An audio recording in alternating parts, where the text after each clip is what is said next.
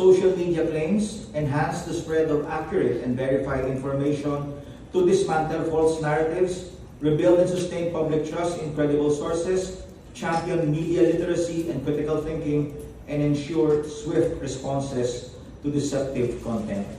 But our war on fake news is not about words. It is about protecting our constitutionally guaranteed right to accurate information and free expression.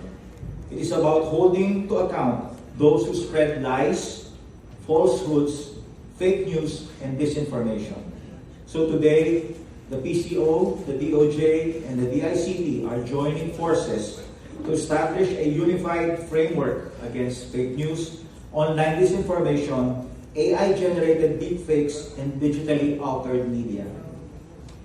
Hindi tayo narito para manahimik. Narito tayo upang ipaglaban at pagtagumpayan ang katotohanan laban sa kasinungalingan. Buhay ang nalalagay sa alanganin, kabutihan panlahat ang nasasakripisyo, at tiwala sa demokrasya ang unti-unting nawawasak. Filipinos deserve better. They deserve information they can believe and trust. Hindi lang ito kasunduan sa papel.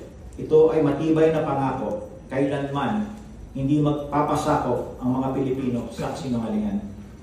To our colleagues in media, you are not spectators in this fight.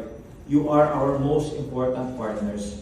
Your reporting, your verification, your courage in calling out falsehoods, this remain our strongest weapon.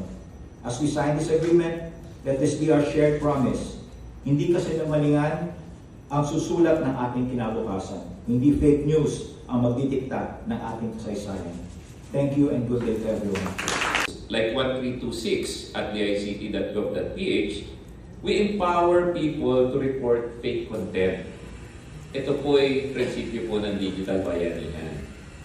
At Oplan, Bantay Katotohanan, our continuing effort to monitor, respond, and build digital literacy and culture of verification.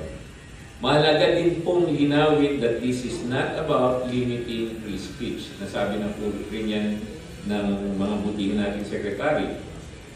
Hindi ito laban sa opinion. Ang tinutukoy natin ay deliberate deception that harms the public good. PCO leads truthful and timely communication. DOJ ensures the enforcement of the law. At kami po naman sa DICT, we provide the technology, cybersecurity, and infrastructure to defend truth in the digital space. Again, bakit natin ginagawa ito? Dahil ang impormasyon ngayon ay kasing lakas ng armas. Misinformation can cause panic, distort decisions, and weaken trust in institutions. At kapag nawala ang tiwala, mahihirapan tayong panatilihin ang isang matatag na bansa. A digital space where truth is protected, information is verified, and deception is held accountable. This is not just government acting on its own. This is a national responsibility po. Sa DICT, naniniwala kami that the digital future of the Philippines is not just about speed or technology, it is about trust, security, and truth. Kaya today, we signed the MOA not just with ink, but with intent. Para sa ating mga kababayan, sa ating mga anak, at sa isang Pilipinas na hindi malilinlang. Maraming salamat po at ulit po, ang kasaysayan ng Pilipinas ay hindi ilalahad ng fake news. Good afternoon.